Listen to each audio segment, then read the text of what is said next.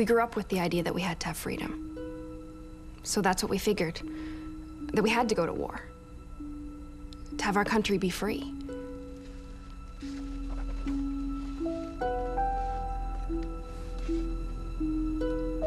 Percy and I got married in February. And by June, he was gone to war.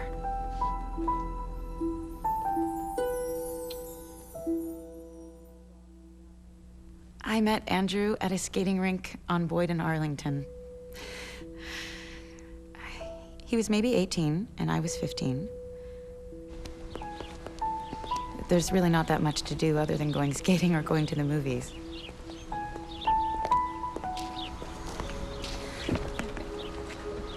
We dated for almost 10 years. No funny stuff, though.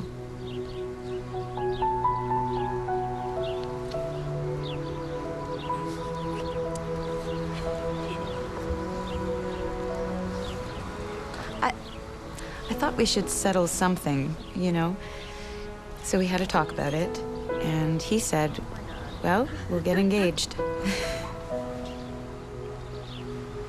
He gave me the ring, and that was it. And then a few days later, in the new year, Andrew went away. And I never saw him again.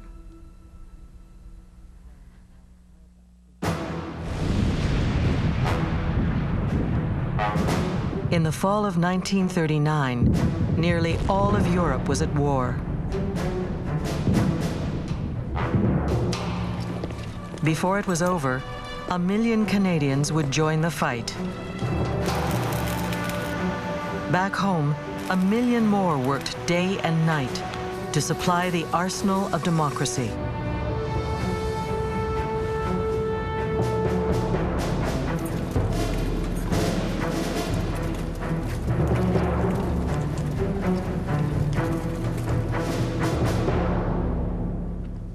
Well, I was only 17 years old. Nobody had ever come up and asked me, what do you think of the war? It's just another war. And as a schoolboy, you'd say, oh boy, there's a war on. Hooray, I can get in.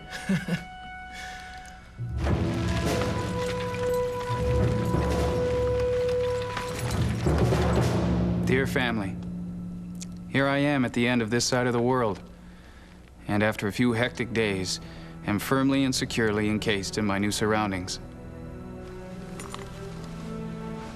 The way the both of you, Moms and Dad, stood up under excruciating circumstances was really marvelous, and I can't thank you enough. I knew that you both broke down once during that last night. I also broke down, but I was alone at the time, and so, thankfully, no one was around.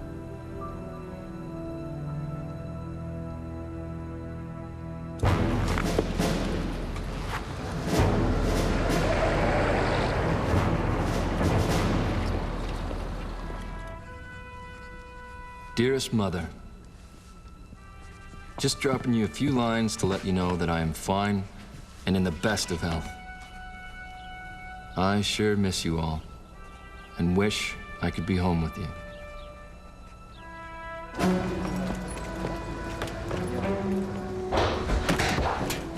I haven't been doing much for excitement around here. Staying in camp most of the time, if not flying. Go sit there, Petty. Hey, boy. One long and bloody night in September of 1940, the Luftwaffe flew 950 sorties against London. After some 57 nights of bombing, thousands had died, and thousands more were seriously injured. There was a fear that British morale would collapse. For 2 long years, the Royal Air Force suffered staggering losses. as they fought back with aging and obsolete bombers. Then, in the spring of 1942, a brand new machine, the Avro Lancaster, flew into combat. Powered by 4 Rolls-Royce Merlin engines, the Lancaster carried 8 tons of bombs and could stay in the air for 9 hours, long enough to penetrate the industrial heart of Nazi Germany. The Lank would help change the course of the war.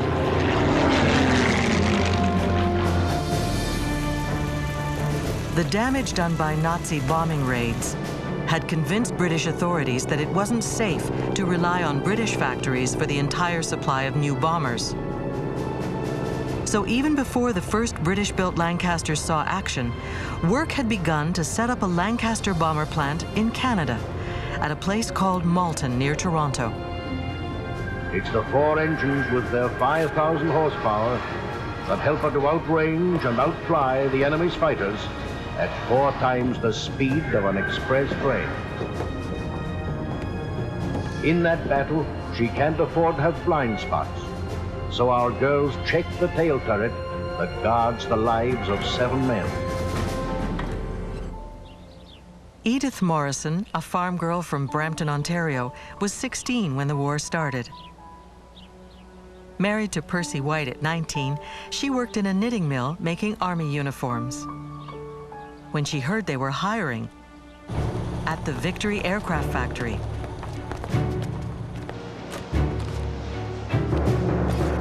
God knows there was a lot of women at Malton because a lot of men weren't here. Well, before, women done different jobs. They worked at shoe factories and knitting mills and stuff like that. But then, when the war was on, it was a little different. I made the uniforms, and then I made the bomber. Yep, the Lanky. And we never called it the Lancaster. It was always the Lanky to us. Edith's younger sister, Elda, worked at a shoe factory in Brampton. I guess I was 15 when I went to work at Malton. Went on the Fullerton bus. I worked in the Lancaster bomber. We had to wear coveralls, and our hair had to be covered, either with a bandana or they gave us a hat to wear. But just in case our hair got caught in the drills, no hair was allowed to be out. Elda, her sister Edith, and their friend Dorothy Jameson all jumped at the chance to help the war effort. We knew it was for a good cause. And we were glad to get a job in those days. They sent us to school, and we learned how to drill holes and rivet. Not bad. Yeah, not bad? Okay. Everything we had to do on the undercarriage.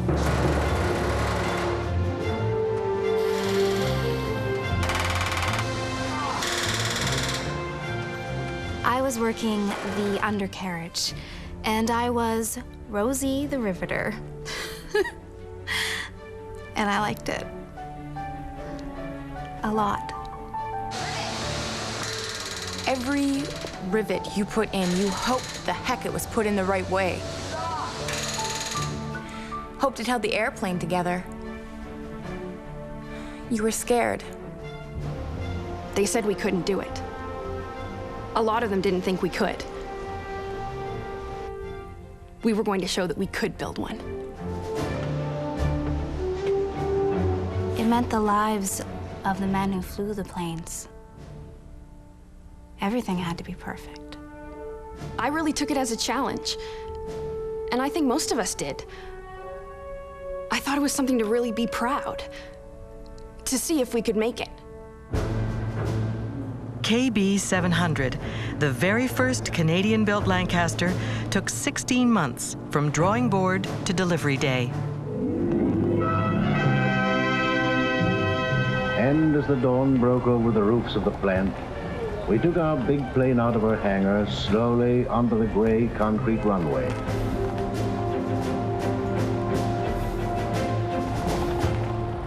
And then it was time to see if the first engine would start.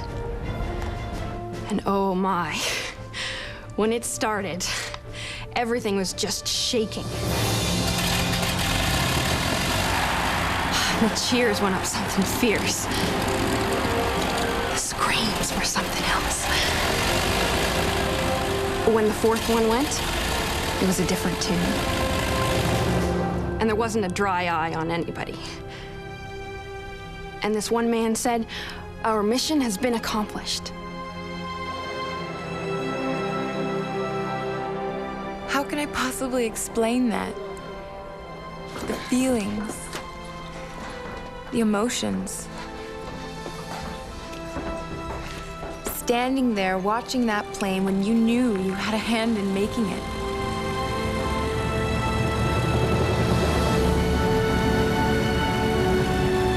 Oh, mercy. Then away she went.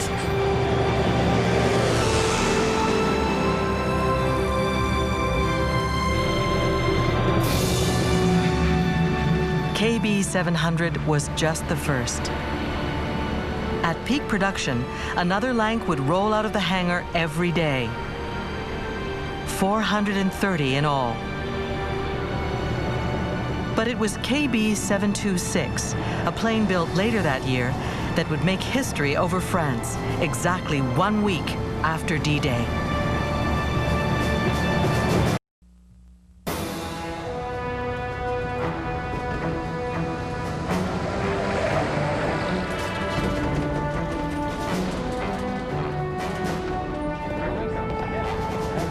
It was British and Canadian air crews that took the war back to Germany, in the belly of the 4-engine Lancaster bomber.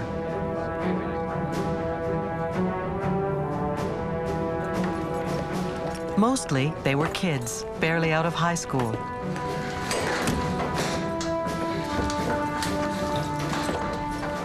Average age, 21.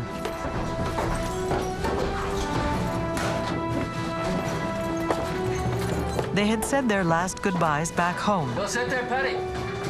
Good boy. and wished themselves luck.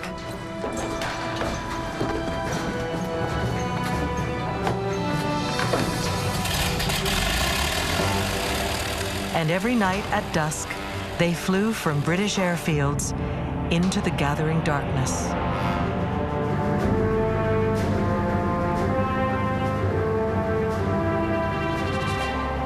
Darkness is what we wanted. We wanted to fly in the dark as much as we could. And we'd say, see you tomorrow morning. That's what we used to say. We used to say, see you in the morning.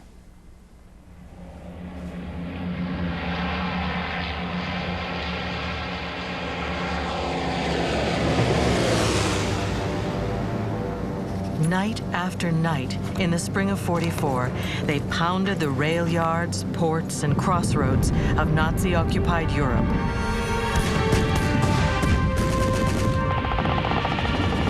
Blistered by flak. And shot up by fighters.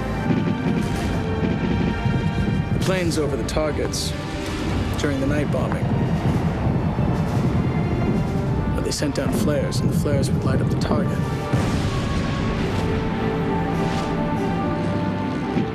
You could see airplanes blowing up.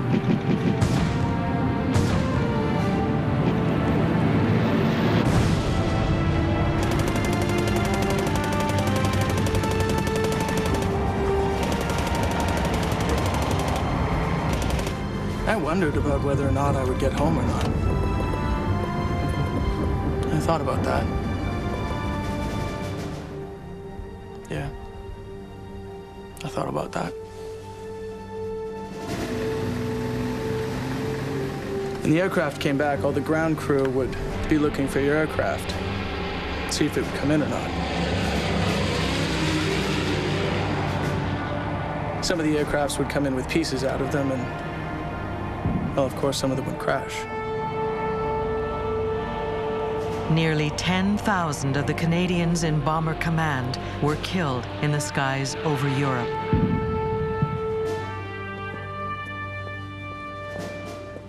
We'd go and have breakfast, and then go see which planes didn't come back yet. There was a big board up with the aircraft numbers down one side. Takeoff time, return time. And we'd see how many of the returns didn't come in yet. Some of the guys, some of the fellas, well, they couldn't get to sleep until everybody had returned.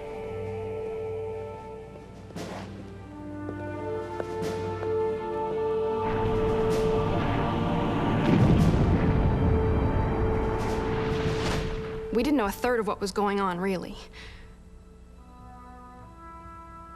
They just put it in the paper. Went missing. That's what the report would be. So many boys were getting killed. There was page after page. And there were so many regiments. The papers were full of it. So we went through to see where my husband was, you see.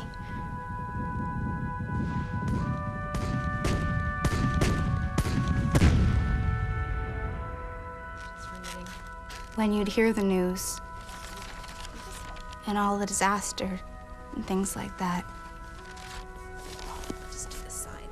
it sort of did something to you. When you'd hear about all the planes being shot down and all of that, the lives that were lost. Elda, do you want some tea? Maybe Edith told you. 8 or 9 boys who used to come to the farm, skate on the pond, swim in the summer.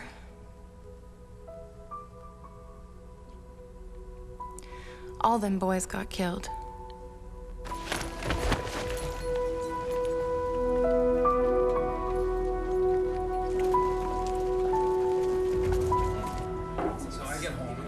For those who ran the nightly gauntlet of Bomber Command and survived to tell the tale, there was always the inevitability that tomorrow or the next night, they'd have to go out there and do it all again. Young guys who barely knew each other a month before had become as close as brothers.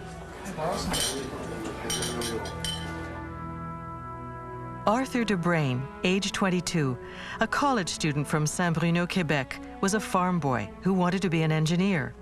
Now he's the pilot and skipper of a bomber crew. 17 when he joined, Jim Kelly from Georgetown, Ontario, had to lie about his age to get in. Now he's the wireless operator. Pat Brophy, age 22, was a steel worker from Port Arthur, Ontario. Has an Irish temper, doesn't mind a bit of fisticuffs. He is the tail gunner. 25-year-old Andrew Mynarski of Winnipeg worked as a chamois cutter for a local furrier, gives most of his earnings to his mother. Now he is the mid-upper gunner. On any given night, one might live, the other might die.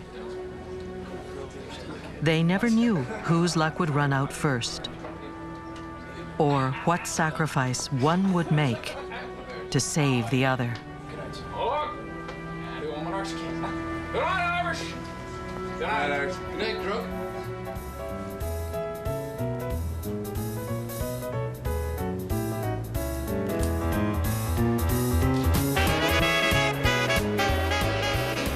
We went to the army camp and we'd get to know some of the army guys.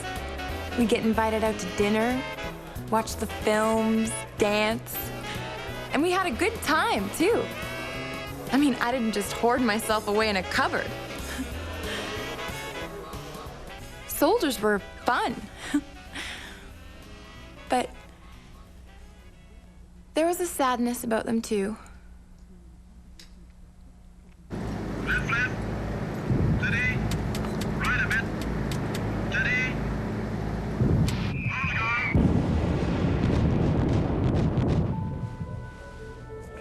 1 We'd go for breakfast, and then we'd go to the board again and see... Yep. We're on tonight.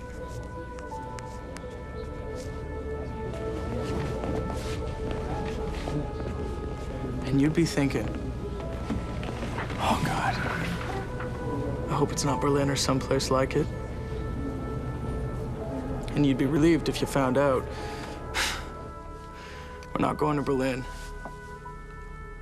Well, that's where they had the most guns.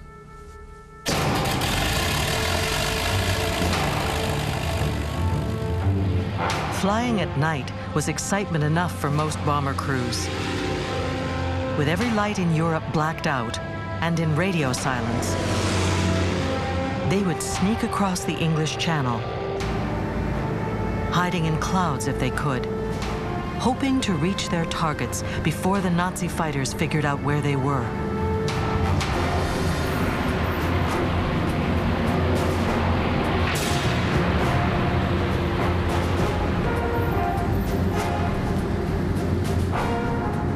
On really big raids, there could be 1,000 Lancs in the air at once.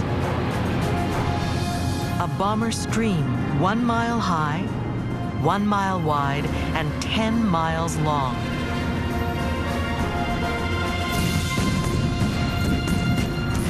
Radar in those days was primitive, experimental.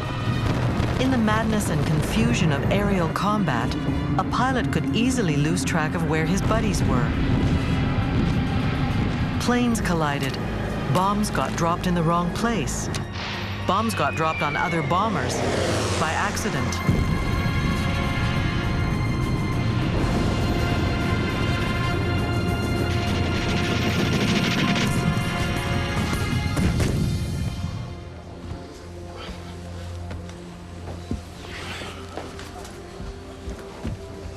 Those who made it back considered themselves lucky.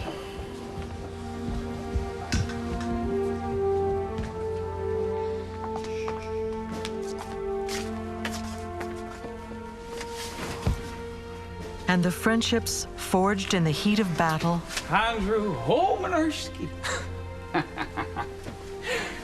Good night, Irish. Good night, sir. Grew deeper by the day.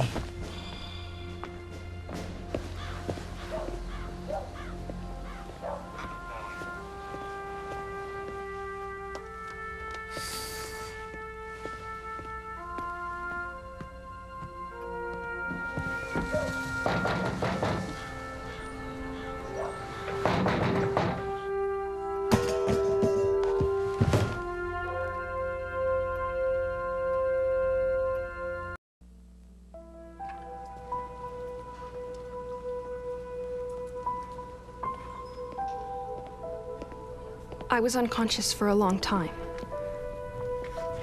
And then when I woke up, my dad was sitting at the side of the bed. I knew something had happened because of his eyes. I said, "Dad, what did the telegram say?" And he said, "What telegram, girl?" And I said, "Well, last I remember, the telegram man was at the door about Perce." And he said, "No, I got a letter today from Perce." When Edith returned home, she learned that the telegram was meant for the lady across the street. Her 2 sons had both been killed. For Edith, the false alarm was a tragic misunderstanding. The baby was born on the 1st of March, but he never lived. We were going to name him Harold Owen, but nobody knew the name. So he wasn't named.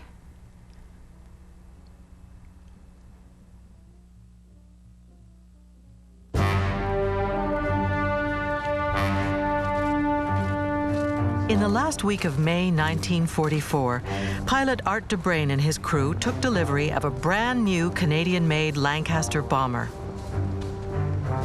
Production number KB-726. Built at Malton, Ontario by Edith, Elda, Dorothy, and nearly 10,000 others who worked the line at Victory Aircraft.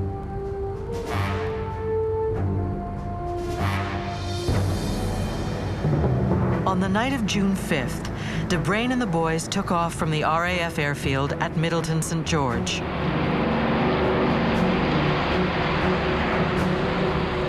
And flew east across the English Channel. For KB-726, it was her maiden flight over enemy territory. For the rest of the world, it was D-Day, the massive Allied invasion of Europe.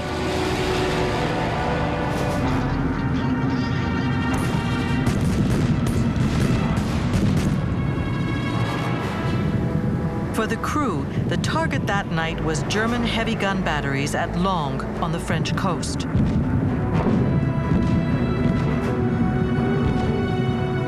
By sunrise, the bombs had been dropped, their mission accomplished. The invasion of Normandy was well underway. Heading back to England, KB-726 flew right through the thick of it. Knowing it was D-Day made it really exciting, but we didn't know if it was successful or not. And just because we saw boats and explosions and... well, it wasn't successful until somebody told us, right? I mean, we could only fly over once. Couldn't keep flying around and around just to watch. D-Day was the beginning of the end of the war. Allied forces were back on the continent of Europe, and Germany no longer had the upper hand. But combat would rage for another year. And for Andy and Pat and the crew, the worst was still to come. Dearest Mother, I sure was happy yesterday as I received 9 letters, all of them from Vicky. So I hope to have some from you today. They were a poor family, but they were a good family. I mean, they knew what hard rocks were. His father died young, and his mother couldn't work because she had 6 children. Andrew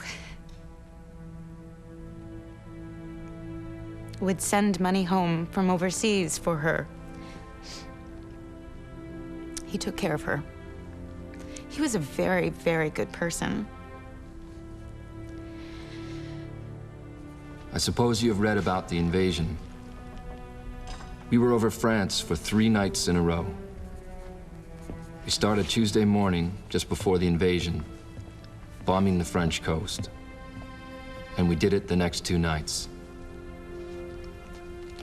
Well, I hope it's over real soon, and we can be back, Ma. I just can't tell you how much I wish it were over. Please don't worry, Ma, as everything is okay with me. Well, Ma, darling, I'll be closing for now. Love and kisses to you all. So long for now.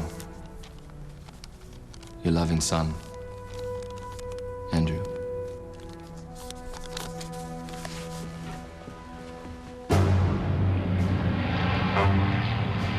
At 21:44 hours on the night of June 12th, 1 week after D-Day, KB-726 took off again, headed for France. It would be their 13th mission. As we crossed the French coast, I saw enemy searchlights sweeping the sky, then lazy puffs of smoke and deceptively pretty sunbursts of sparks. Light flak below, skipper. We were getting ready to bomb the rail yards at Cambrai, about 25 miles ahead.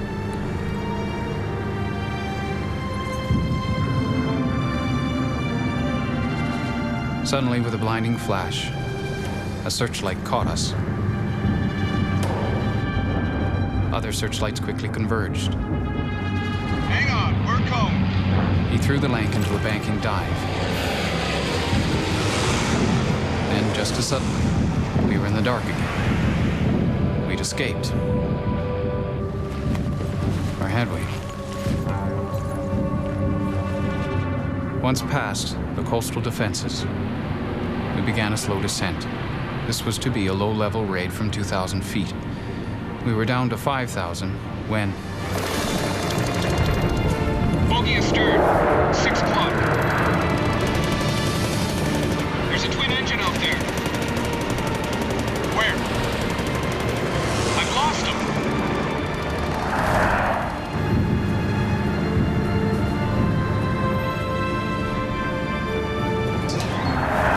He's coming under us.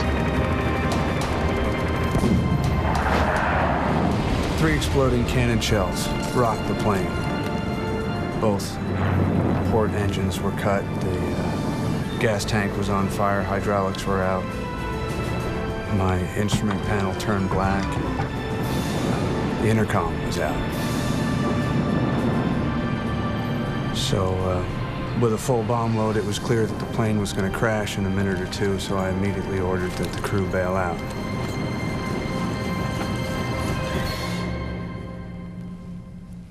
And while this took only about a minute, it felt like an eternity to me.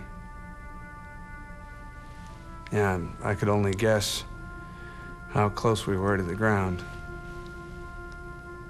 but it felt like ages. It was probably just seconds. I remember going through the escape hatch. I remember the tail wheel going over my head.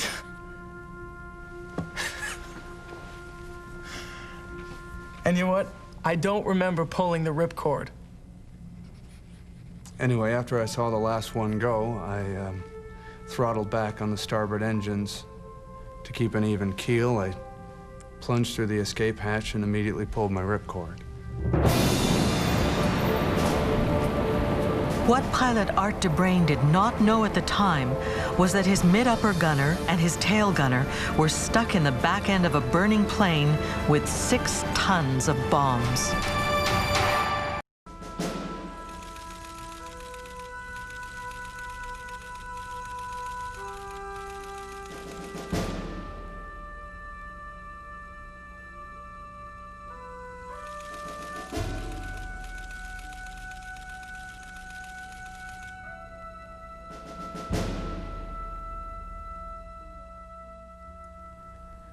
I got a telegram.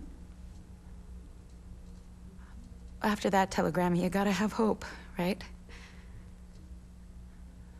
I first got the telegram that he was missing, so you always have hope.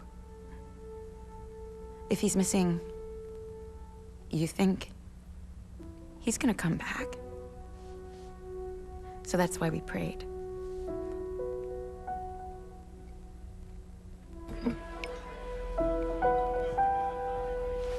Not knowing what happened to the crew of KB-726 was probably the hardest part for friends and loved ones, and those who survived that deadly 13th mission. After being shot down, wireless operator Jim Kelly spent 3 months hiding with the French resistance. He knew his navigator had landed safely not far away, and he knew that Andy had not survived. He assumed the same had happened to Pat Brophy, the tail gunner.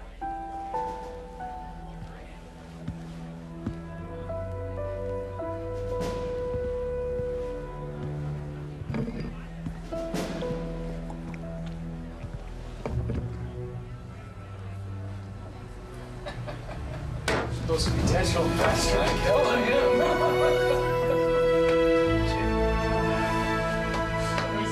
3 months after the crash, Pat Brophy and Jim Kelly met again in their favorite London pub. What about the others?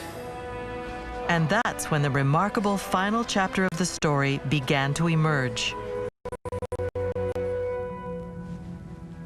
Only Pat Brophy knew what Andy Mynarski had done that fateful night over France. The hydraulic system had been shattered by the cannon shell explosion, locking my turret at such an angle that I couldn't get out. Andy had slid down from the mid-upper turret and made his way back to the rear escape hatch, about 15 feet from me. He opened the door and was just about to jump when he glanced around and spotted me. He had to crawl up on his hands and knees, straight through the blazing hydraulic oil. By the time he got to my position in the tail, his uniform and parachute were on fire. I shook my head. It was hopeless. I shouted and waved him away.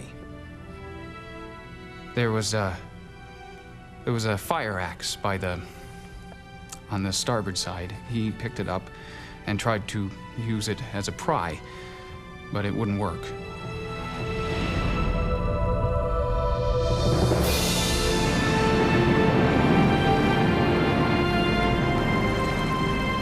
I kept waving him away.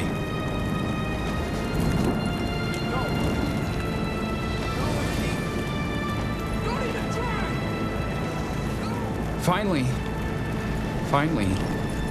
he decided that he better get out. He got back to the door and he looked me right in the eye.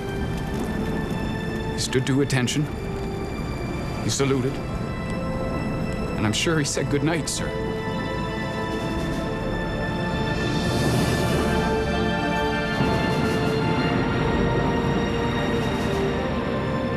Prayers and random thoughts raced through my mind. Hail Mary, full of grace. I hope Andy got down okay. Pray for us sinners.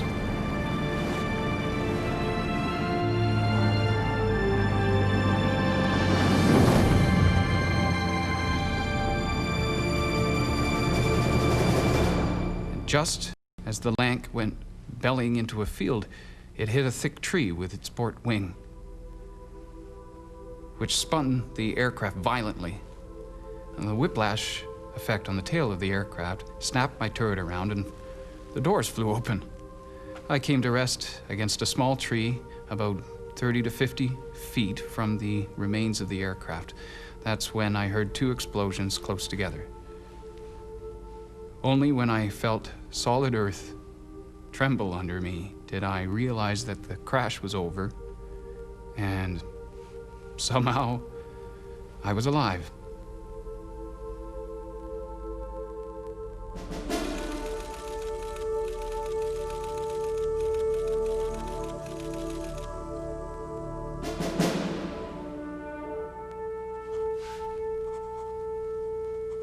My dear Mrs. Mynarski, it is with pride and humility that I write this letter to you. Pride that Andy's heroism has at last been recognized with his award of the Victoria Cross. Humility because he is dead now and I'm alive, whereas it should be the other way around. Andy and I were as close as brothers. I was scared that night until I saw Andy. Then I was cool and calm.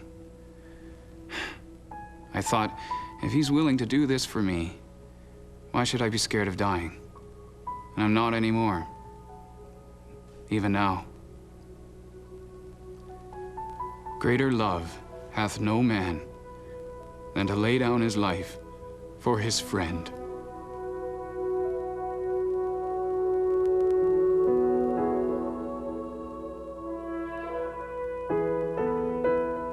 I loved him very, very much. And I think he loved me. We were true to each other.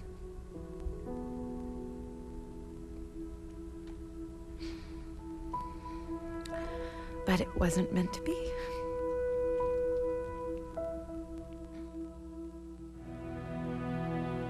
The pilot, Art DeBrain, bailed out of the burning Lancaster and parachuted safely into a wheat field. Bob Bodie, the navigator, and Jim Kelly, the wireless operator, also parachuted safely to the ground. Flight engineer Roy Vigars and bomb aimer Jack Friday landed safely, but were captured by German troops and spent the next 10.5 months in prison camps. Sir Arthur Harris, head of the Royal Air Force Bomber Command, described the Lancaster as the shining sword of democracy and said it was the greatest single factor in winning the war. There was a price to pay for that victory. A price paid on both sides of the Atlantic by soldiers, sailors, and flyers, and by those they left behind.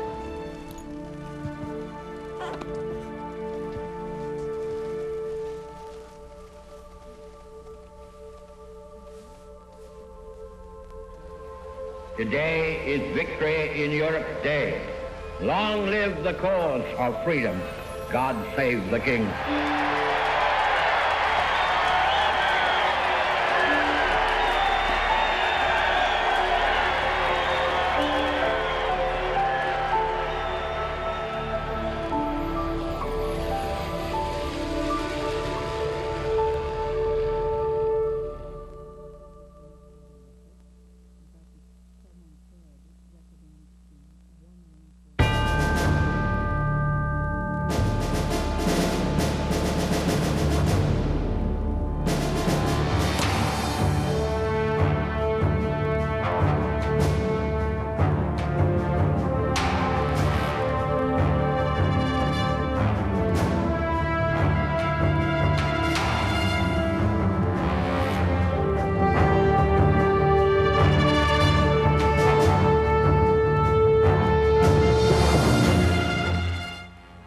When producer Jerry Thompson first told this story for a feature on the Journal, he was able to interview 5 of the 7 members of the Mynarski crew. Sadly, before this film was completed, Jim Kelly, the last surviving member of the crew, passed away. But the sacrifices made here on the battlefields of Europe and back home in Canada will not be forgotten. This film has a special meaning for me. My father flew in a Lancaster. For more on Canada's role in the D-Day invasion, go to our website. I'm Peter Mansbridge. I'll be right back with coverage of the 60th anniversary of D-Day from here in Normandy, France, where Canadian troops landed.